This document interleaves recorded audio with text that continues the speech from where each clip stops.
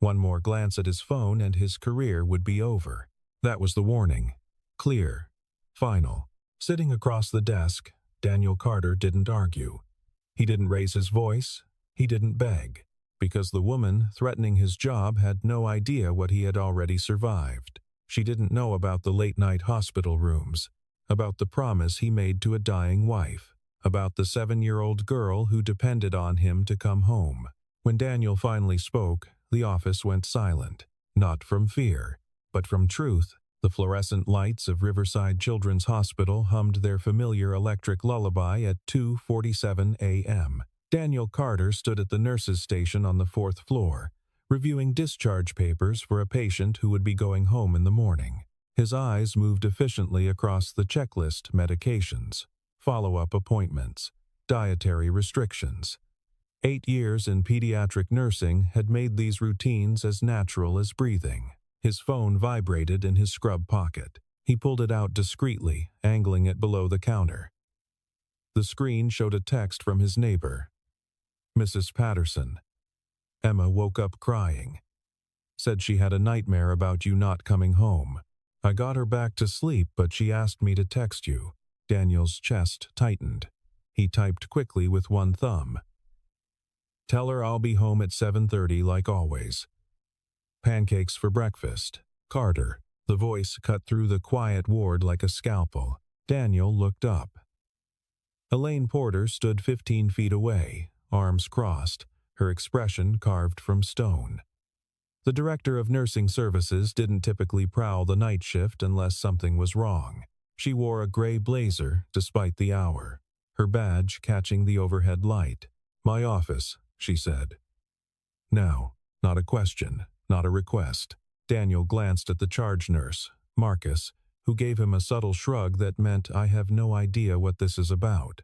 Daniel slipped his phone back into his pocket and followed Elaine down the corridor, past the sleeping children's rooms, past the break room where 2 nurses on their meal break looked up with curious expressions. Elaine's office was on the 3rd floor, tucked behind the administrative wing. She unlocked it with a keycard and held the door open. Waiting.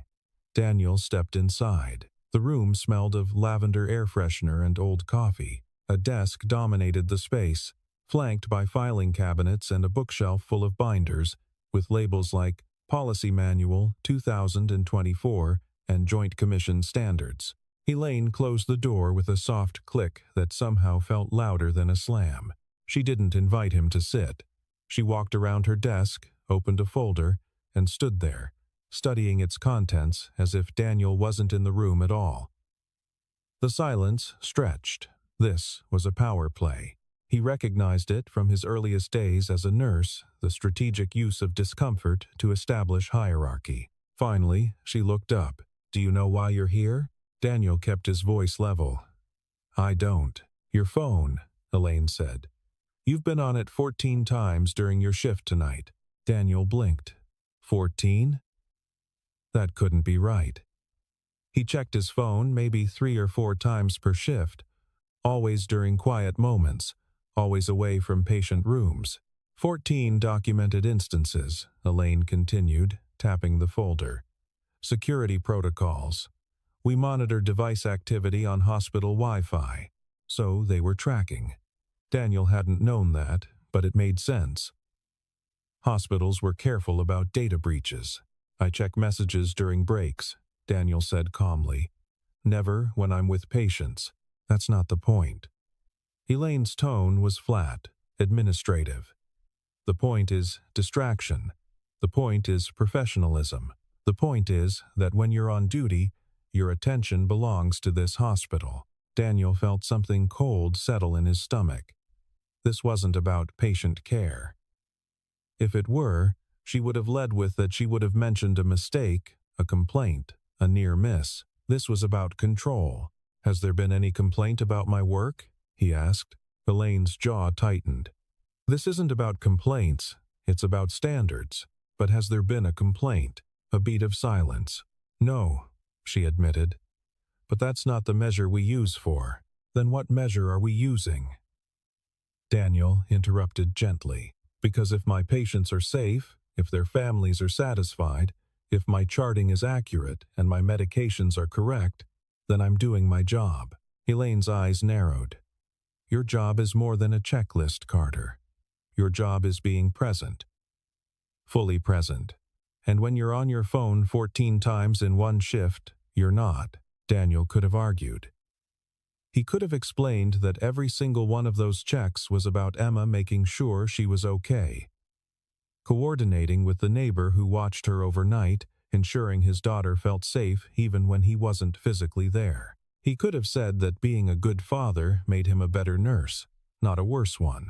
But he knew it wouldn't matter, because Elaine wasn't interested in context.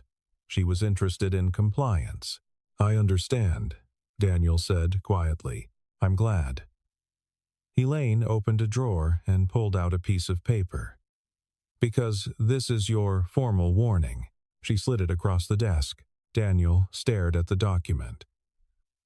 Official hospital letterhead. His name, a list of timestamps, and at the bottom, a line for his signature. We'll discuss this further in the morning, Elaine said. But I wanted you to know tonight. One more incident, one more time. I see you on that phone during work hours and you're done here. Do I make myself clear? Daniel looked up at her. Elaine's face was unreadable, her authority absolute. And for the first time in 8 years, Daniel wondered if he could keep this job and keep his promise to his daughter at the same time. Crystal clear, he said. Daniel Carter became a nurse because of his wife. Sarah believed that healing was the most human thing a person could do. She'd seen something in Daniel he hadn't seen in himself, a quiet strength that made frightened people feel safe. They'd met in college, she was studying social work. He was uncertain about everything. She dragged him to volunteer at a children's hospital one weekend. Something clicked when a scared 6-year-old grabbed his hand during a procedure. 2 years later, he enrolled in nursing school. 4 years after that, they married. 3 years after that, Emma was born. And 2 years ago, Sarah died. Ovarian cancer, stage 4. She'd ignored symptoms too long, too focused on her foster care caseload. By the time the pain became unbearable, the disease had spread. In the final week, Sarah grabbed his wrist during a moment of clarity. Promise me, she whispered. Promise me you won't disappear into work. Promise me Emma knows you're there. I promise, Daniel said. Say it again. I promise. Sarah closed her eyes. Then I can let go. She died 3 days later, while Emma was at school. Now, 2 years later, Daniel kept that promise the only way he knew how. He worked nights, 10 p.m. to 7 a.m. so he could be home when Emma woke. Breakfast every morning. Walking her to the bus. Every parent-teacher conference, every school play, he packed her lunches with notes. You're braver than you think. Love, Dad. Afternoons, while Emma was at school, he slept. Not well, his body never adjusted to the night schedule, but enough to function. At 3 p.m., he picked her up. Park, library, homework at the kitchen table. At 8 p.m., Emma went to bed. Mrs. Patterson, their neighbor, came over while Daniel left for his shift. Emma still woke sometimes, confused and scared, reaching for a parent who wasn't there. Their small, 2-bedroom apartment smelled perpetually of fried onions. Emma's room had glow-in-the-dark stars Sarah had put up. Daniel's room still had Sarah's books on the nightstand, her reading glasses folded on top, waiting. Emma asked about her mother often. What was Mom's favorite color? Did she like strawberries? Would she be proud of my science project? Daniel always answered. That was part of the promise, too, keeping Sarah alive in the small ways that mattered. His phone wasn't a distraction. It was a lifeline. Every text from Mrs. Patterson was reassurance. Every photo of Emma's artwork reminded him why he did this work. Every message from Emma, "Good night, Daddy, I love you," proved he was succeeding where it mattered most. But Elaine Porter didn't know any of that. The next evening, Daniel reported to Elaine's office. Marcus, the charge nurse, was there as a witness, a good guy who'd covered Daniel's shifts when Emma was sick. Elaine had added pages to her folder. 8 years with Riverside, she began. Solid performance. No major issues until now. She slid a spreadsheet across the desk, a log of Daniel's phone activity. 6 months of data. Timestamps highlighted in yellow. 14 instances last night. The pattern goes back months. 9 to 11 checks per shift. What's the acceptable range? Daniel asked. Elaine hesitated. There's no formal number, but the expectation is minimal use. So, professional judgment, Elaine corrected. Daniel studied the spreadsheet. Most entries under 2 minutes. The longer ones, 5 or 6 minutes, marked during breaks. Have any of these occurred while I was with a patient? Not directly. Medication errors? Charting errors? Missed alarms? No. Elaine's voice tightened with irritation. But that's not the standard. The standard is professionalism. Setting an example. Demonstrating commitment. Daniel leaned forward. I show up on time. I stay late when needed. I take the hardest cases. I train new nurses. 100% attendance except 3 days when Emma had pneumonia. What suggests I'm not committed? The part where you can't put your phone down. Marcus cleared his throat. Elaine, Daniel's one of our most reliable nurses. Parents request him. The pediatric team voted him Nurse of the Quarter twice. I'm aware, Elaine said curtly. But accolades don't exempt anyone from policy. What policy? Daniel asked. Show me the written policy that says I can't check my phone during a break. Elaine's jaw clenched. It's about the spirit of the policy. Then help me understand the spirit, Daniel said evenly. Because from where I'm sitting, it seems like the spirit is that we're supposed to be robots. Elaine closed the folder sharply. Effective immediately, you're on formal probation. Any device used during your shift breaks included results in suspension. A second incident results in termination. Sign this or resign tonight. She slid the paper forward. Marcus looked stricken. Elaine. Thank you, Marcus. You're dismissed. Marcus hesitated, then left. Elaine held out a pen. Sign it, Carter, or clean out your locker. Daniel didn't take the pen. He looked at this woman who'd never asked why he checked his phone, never inquired about his circumstances. Can I ask you something? Daniel said quietly. What? Do you have kids? Her expression flickered. That's not relevant. I think it is. Because if you had a 7-year-old daughter who woke up crying, scared you weren't coming home, you'd understand why I check my phone. To make sure she's okay. To keep a promise I made to her mother before she died. Elaine's face didn't soften. I'm sorry for your loss, but personal circumstances don't change policy. Then, the policy is cruel. The policy is necessary. For who? Elaine stood abruptly. Sign the form. You have until end of shift. Daniel stood too. He left the unsigned paper on her desk and walked out. Daniel returned to the 4th floor. Marcus was waiting, his face tight with frustration. That was insane, Marcus muttered. She can. And she will, Daniel said, pulling up the patient board. He spent the next 4 hours in meticulous focus, adjusted IV drips, soothed a frightened child through a blood draw, called parents with updates, taught a teenager post-surgical care. He didn't check his phone. Not once. At 3 a.m., during his break, Daniel sat alone in the staff lounge, his phone in his hand, unopened. He thought about Emma, about the promise, about the impossibility of being 2 places at once, sign the form, keep his job, but agree Emma's fear didn't matter. Don't sign, lose everything. It wasn't a choice, it was a trap. At 5 a.m., Marcus found him. She's looking for you. Needs your decision before shift change. Daniel walked back to Elaine's office. The unsigned form still sat on her desk. Well? Elaine asked. Before I answer, Daniel said, has there been a single incident where my phone use compromised patient safety? I've already told you. I'm asking you to think about it. Really think. Was there ever a moment where a patient suffered because of me? Elaine didn't answer. Because I can tell you about moments where patients benefited. The time I translated instructions for a Spanish-speaking family. The time I checked a medical app for a rare drug interaction. The time I showed a scared kid a video of puppies before surgery. Those aren't the same as texting your daughter. You're right, but they're all examples of me using judgment, recognizing that rules aren't always black and white, that sometimes being a good nurse means adapting to real, messy, complicated needs. And you think texting your child is part of being a good nurse?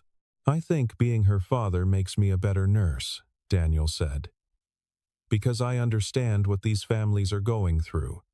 I know what it's like to be terrified in a hospital. That empathy, that connection isn't something I can just turn off. It's who I am. Elaine leaned back. So you won't sign. I won't agree to a policy that asks me to choose between my daughter and my calling. If that means I lose my job, so be it. But I won't betray who I am. He turned to leave. Wait, Elaine said. Daniel stopped. Elaine stared at the form, then slowly tore it in half.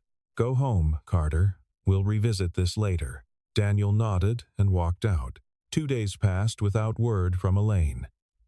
Daniel kept his phone in his locker except during breaks, checking quickly, making sure no one saw. It felt like waiting for a storm. Friday evening. Email from HR. Mandatory meeting. Monday, 9 a.m. The storm had arrived. Daniel spent the weekend acting normal for Emma. Farmer's market, cookies, movies. But every time Emma laughed, Daniel felt the weight of what might be coming, losing his ability to provide for her. Sunday night, after Emma slept, Daniel did the math. 2 months of savings. After that, nothing. Monday morning, Daniel dropped Emma at school. She waved, her smile uncomplicated. His chest ached. At 8:45 a.m., he arrived at the administrative building. The receptionist barely looked up. Conference room B. Through the window, Daniel saw Elaine and Richard Moore, the HR director 50s, balding, perpetually tired. He cared more about procedure than people. Daniel knocked and entered. Mr. Carter, Richard said. Please, sit. Richard opened with standard preamble, confidentiality, professionalism. Then he slid papers across the table. Formal corrective action plan, Richard explained. Concerns about device usage, steps to remain employed, dense language, failure to adhere, repeated distraction, probationary period, zero tolerance. Essentially what Director Porter offered, Richard continued, with one addition: mandatory counseling for work-life balance concerns. Counseling? Daniel repeated, to help manage personal stressors so they don't interfere professionally. My personal stressor is my 7-year-old daughter. You're suggesting I need counseling because I'm a single parent? Richard shifted. That's not what. Then what are you saying? Elaine leaned forward. Your inability to disconnect suggests a lack of boundaries. Counseling can help. Daniel felt something cold settle. You want me to sign a document saying I need therapy because I check on my child. That being a present father is a psychological issue. That's not how we'd phrase it, Richard said quickly. Then how would you phrase it? They exchanged a glance. Look, Richard said, attempting warmth. We're trying to help. Single parenthood is hard. But when you're here, you need to be fully here. If you can't do that alone, we're offering support. By threatening to fire me. By offering a path forward. Daniel looked at the papers. Final page. Signature line. Beneath it. Failure to comply will result in immediate termination. Sign this or lose everything. Daniel thought about Emma. About Sarah. About the woman who'd quit a job because her boss asked her to cut corners. Sarah, who'd said integrity meant refusing to betray yourself when it counted. Daniel pushed the papers back. No, he said. Richard blinked. Excuse me? No, I won't sign this. Elaine's face darkened. Then you're resigning. No. I'm refusing to agree to an unjust policy. You don't have that option, Richard said, hardening. You either sign, or your employment is terminated immediately. Then terminate me, Daniel said calmly. Silence. Richard looked stunned. Elaine's expression was unreadable. You're refusing a reasonable accommodation? Richard said slowly. I'm refusing to be told that loving my daughter is a distraction that needs managing. I'm refusing to agree that empathy is incompatible with professionalism, and I'm refusing to sign a document that asks me to lie about who I am. This is career suicide, Elaine said flatly. Daniel looked at her. Maybe, but at least I'll be able to look my daughter in the eye. He stood. Richard scrambled up. Wait, Daniel. Let's discuss modifications. There's nothing to modify. You've made your position clear, and I've made mine. He walked toward the door. Carter, Elaine called out. Daniel stopped. If you walk out without signing, you won't work here again. Is that what you want? Daniel turned. What I want is to live in a world where being a good father and a good nurse aren't mutually exclusive. But since that's not the world you're offering, I'll find one that is. He opened the door and left. Daniel drove home in a daze. The finality settled in, not with regret, but hollow uncertainty. He'd stood up for what was right. But standing up didn't pay rent. The apartment was quiet. Daniel sat on the couch, staring at the wall. What now? Job searching. Update, resume. Reach out to contacts. Per diem shifts while figuring things out. He could make it work. He had to. At 3 p.m., Daniel picked Emma up. She climbed in with her usual enthusiasm, backpack thudding beside her. How was your day? Good. We learned about the solar system. Did you know Jupiter has 79 moons? I did not. So cool, Dad. I want to be an astronaut, or maybe a veterinarian. Or both. Daniel smiled despite everything. Both sounds perfect. They went to the park. Emma ran to the swings. Daniel pushed her higher, her laughter cutting through the weight in his chest. Other parents scattered around, some watching their kids with the same mixture of love and exhaustion Daniel felt. Emma jumped off, landing triumphantly. Ta-da! She climbed onto the bench beside him. Are you okay, Dad? Daniel looked at this small, perceptive person. Yeah, sweetheart, I'm okay. You seem sad. Just tired. Is it because of work? Daniel hesitated. He didn't want to worry her, but he wouldn't lie. A little bit. But it'll be okay. Did someone get mad at you? Sort of. Because I was checking my phone to make sure you were okay, and they thought I should focus only on work. Emma frowned. But you're my dad. I know, so you have to check on me. I know.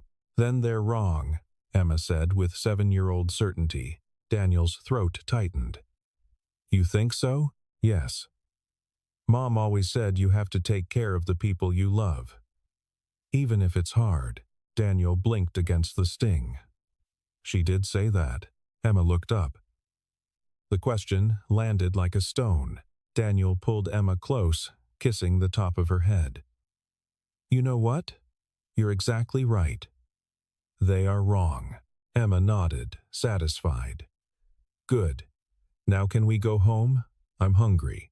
That evening, Daniel sat on Emma's bed while she brushed her teeth. The glow-in-the-dark stars were beginning to show. Emma climbed in, stuffed rabbit under one arm. Dad? Yeah? If you get a new job, will you still be home for breakfast? Daniel's heart clenched. I'll do everything I can. Promise? I promise. Emma studied him, then smiled. Okay. Good night. Good night, sweetheart. Daniel closed the door halfway and stood in the hallway, listening to her settle. He'd chosen her. He'd chosen the promise. He didn't regret it, but he was terrified. On Tuesday morning, Daniel woke to an unexpected voicemail from 6:47 a.m. Mr. Carter. This is Richard Moore from Human Resources. I'd like to schedule a follow-up meeting with you, if you're willing. Please call me back at your earliest convenience. Daniel stared at his phone, confused. A follow-up? They'd made termination clear yesterday. What was there to follow up on? He called Richard back. Daniel, Richard answered immediately. Thank you for getting back to me. I'd like to meet this afternoon, if possible, without Director Porter. Just you and me. I think we may have handled things poorly yesterday, Richard said carefully. I'd like another chance to talk this through. Daniel's instinct was to refuse, but curiosity and the reality of his financial situation made him pause. When? 2 o'clock? My office? I'll be there. Richard's office was smaller than Elaine's, cluttered with family photos and paperwork. When Daniel arrived, Richard stood and shook his hand warmly, gesturing to a chair. Thanks for coming, Richard said. Daniel sat, his guard still up. Richard settled into his own chair and removed his glasses, rubbing the bridge of his nose. I'm going to be honest with you, Daniel. What happened yesterday was wrong. Daniel blinked. What? Elaine is. She means well. She runs a tight ship, and sometimes that means she loses sight of the human element. And I didn't push back the way I should have. So what changed?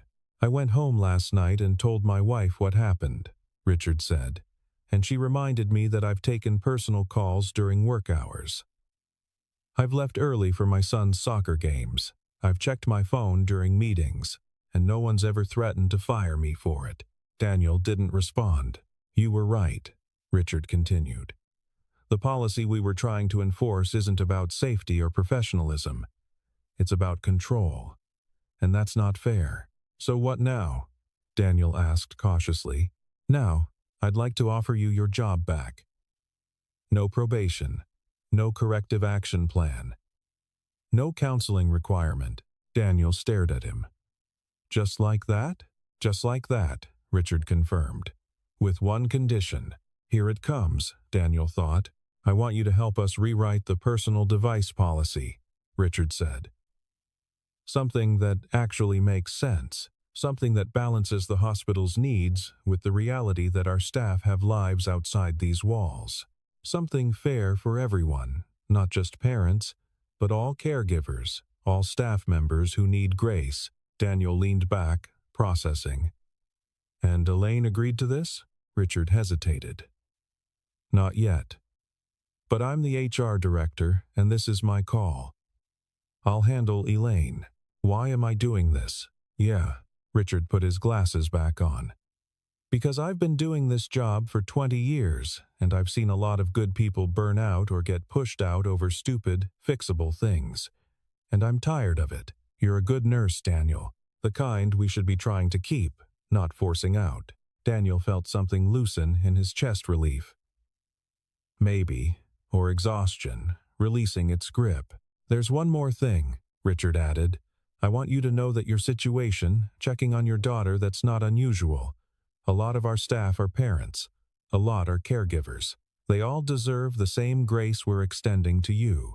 So when we rewrite this policy, it won't be just for you. It'll be for everyone. Daniel nodded slowly. Okay, you'll come back? Okay, I'll come back, Daniel said. On one condition of my own. What's that? No one gets punished for being human, Daniel said. Not just parents, not just caregivers, everyone. If someone needs to take a call, if they need a moment, if they need flexibility, we give it to them. As long as patients are safe, we trust people to manage their own lives. Richard smiled. Deal. Daniel returned to work the following Monday. Word had spread about the confrontation with Elaine. Hospital gossip moved fast, and several nurses stopped him in the hallway to quietly express their support. Marcus clapped him on the shoulder. You're braver than I am, man. Elaine, for her part, was conspicuously absent from the floor for the first week. For the first 2 weeks, things were tense but manageable. Daniel did his job. He checked his phone when he needed to. No one said anything. The policy change was being drafted, reviewed by administration. Change took time in a hospital setting, but it was happening. Then, on a Wednesday night, everything changed. Daniel was at the nurse's station, finishing charting, when he heard rapid footsteps behind him. He turned to see Elaine striding down the hall, her face pale, her usually composed demeanor fractured. Her hair, normally pulled back in a perfect bun, had come slightly loose. Her hand trembled as she gripped her phone. She didn't acknowledge him. She walked straight into the staff lounge and closed the door. Marcus appeared at Daniel's elbow, concern evident. No idea. A moment later, the lounge door opened and Elaine emerged, her phone pressed to her ear. Her voice was tight, urgent, stripped of its usual authoritative control. "I don't care what you have to do. Just get her to County General. I'm on my way." She ended the call and started toward the elevator, her stride unsteady. "Director Porter?" Daniel called out. Elaine stopped, but didn't turn around. "Is everything okay?" Daniel asked, stepping closer. "It's fine," Elaine said, her voice brittle, on the edge of breaking. "Family emergency." She walked away, disappearing into the elevator. Daniel stood there for a moment, watching the doors close. He exchanged a glance with Marcus, who looked equally concerned. Daniel didn't see Elaine for the rest of the night. But at 2 a.m., his phone buzzed with a text from Richard Moore. Elaine's mother was in a car accident. Serious, but stable. Elaine's at County General now. Just wanted you to know in case she's out for a few days. Daniel stared at the message, his mind immediately going to that moment in the hallway. Elaine's pale face, her trembling hand, the way her voice had cracked on the phone. Then he made a decision. At 6 a.m., when his shift ended, Daniel didn't go home. Instead, he drove to County General Hospital, a 20-minute trip across the city through early morning traffic. He found the ICU waiting room on the 3rd floor, following the familiar signs of a place he'd been in different circumstances. Elaine sat alone in the corner, her blazer discarded on the chair beside her, her blouse wrinkled from hours of wear. She looked smaller than he'd ever seen, her hunched forward, her hands clasped tightly in her lap, her usual armor of authority completely stripped away. Daniel approached slowly, his steps quiet on the linoleum floor. Director Porter. Elaine looked up, her eyes red-rimmed from crying or exhaustion, or both. Surprise flickered across her face, followed by something that might have been defensiveness or shame. "What are you doing here?" "I heard about your mother," Daniel said, his voice gentle. "I wanted to see if there's anything I can do." Elaine's jaw tightened, her hands clenching. "It's not pity," Daniel said quietly. He pulled a chair over and sat a respectful distance away, giving her space but offering presence. "It's just, I've been where you are, and it's terrible, and no one should have to do it alone." Elaine didn't respond. Daniel waited. Finally, Elaine spoke, her voice hollow. She was driving home from the grocery store. Some kid ran a red light, T-boned her on the driver's side. They had to cut her out of the car. "I'm so sorry." Elaine pressed her fingers to her temples. "She's stable now. Broken ribs, fractured pelvis, concussion. But they said she'll recover." "That's good." "Yeah." Elaine's voice cracked. "But I wasn't there. I was at work. And when I got the call, She stopped, shaking her head. "I couldn't think. I couldn't focus. All I could think about was getting to her." Daniel nodded. "That's normal, is it?" Elaine looked at him, her eyes raw. "Because all I could think about yesterday was how I've been telling you that checking your phone is a distraction, that personal matters shouldn't interfere with work. And then the second my mother was hurt, I couldn't have cared less about the hospital. Because she's your mother," Daniel said gently. "And Emma is your daughter," Elaine said, her voice breaking. "God, Carter, I've been such a hypocrite." Daniel didn't argue. He just sat with her. After a long silence, Elaine wiped her eyes. "I didn't know. About your wife. About why you check your phone. I never asked." "I know. I should have." "Yeah," Daniel agreed. Elaine looked at him, something like shame in her expression. I thought I was protecting the hospital, protecting standards, but all I was doing was making people feel like they had to choose between their jobs and their families. You were doing what you thought was right, Daniel said. But sometimes what feels like control is just fear. Elaine let out a shaky breath. I'm sorry. For all of it, Daniel nodded. I appreciate that. They sat in silence for a while longer. Then Daniel stood. Do you need anything? Coffee? Food? No, Elaine said. But, thank you. You're welcome. As Daniel turned to leave, Elaine called out. Carter? He stopped. When you go back to work tonight, Elaine said, check your phone as much as you need to. I mean it. Daniel gave her a small, tired smile. I will. Elaine returned to work 2 weeks later. Her mother was recovering at a rehabilitation facility, and while the prognosis was good, the experience had clearly left its mark. The first thing Elaine did was call a meeting with Richard and Daniel. They gathered in the same conference room where Daniel had refused to sign the corrective action plan. This time, the dynamic was completely different. Elaine began without preamble. I owe you both an apology, especially you, Daniel. Daniel didn't interrupt. I've spent the last 2 weeks thinking about what happened, Elaine continued. About the policies I've enforced, about the way I've treated people. And I realize now that I was wrong, not just about you, about the entire culture I've been creating. I appreciate you saying that, Daniel said. I don't just want to say it, Elaine replied. I want to fix it. Richard leaned forward. What are you proposing? Elaine opened a folder and slid a document across the table. A new policy, one that acknowledges that our staff are human beings with lives, families, and emergencies. One that trusts people to manage their own responsibilities as long as patient care isn't compromised. Daniel picked up the document and read through it. It was thoughtful, specific, and fair. It outlined clear guidelines for personal device use permitted during breaks, permitted in emergencies, permitted as long as it didn't interfere with patient safety. It also included provisions for flexible scheduling, mental health support, and family leave. This is good, Daniel said. It's a start, Elaine corrected. But I want your input, both of you. I want to make sure this policy actually serves the people it's meant to protect. Over the next hour, the three of them worked through the document, refining language, adding clauses, ensuring that the policy reflected the reality of working in healthcare. By the end, they had something that felt human. There's one more thing, Elaine said. She looked at Daniel. I want to formally rescind the warning I issued you.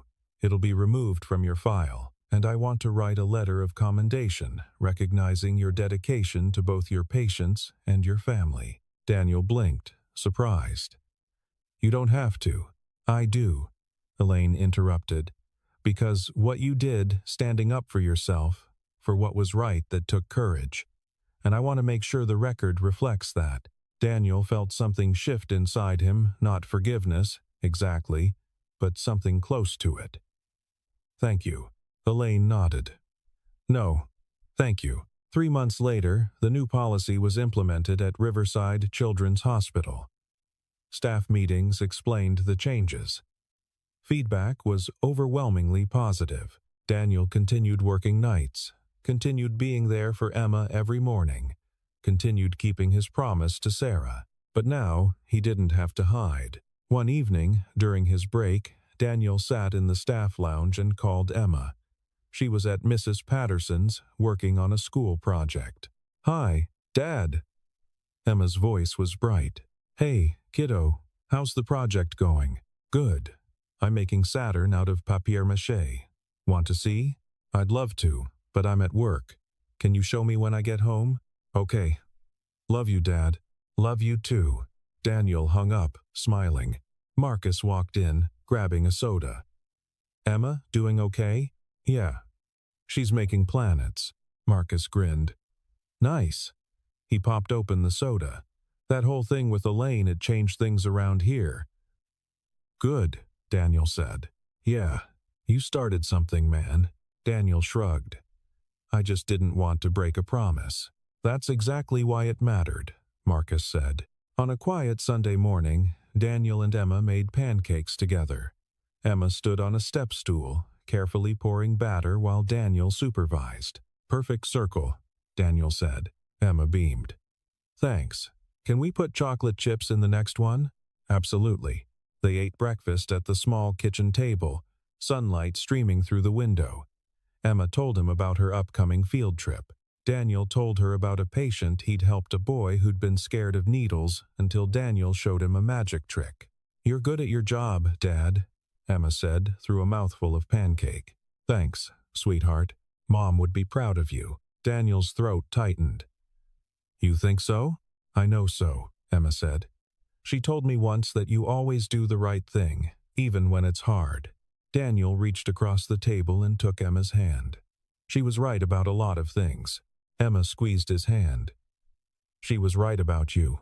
That night, after Emma was asleep, Daniel sat on the couch with tea. He thought about the last few months, about the confrontation with Elaine, about the impossible choice he'd refused to make, about the policy that had changed because he'd refused to stay silent. He thought about Sarah, and the promise, and the life they'd built before cancer stole her away. And he thought about Emma, strong, perceptive, brave,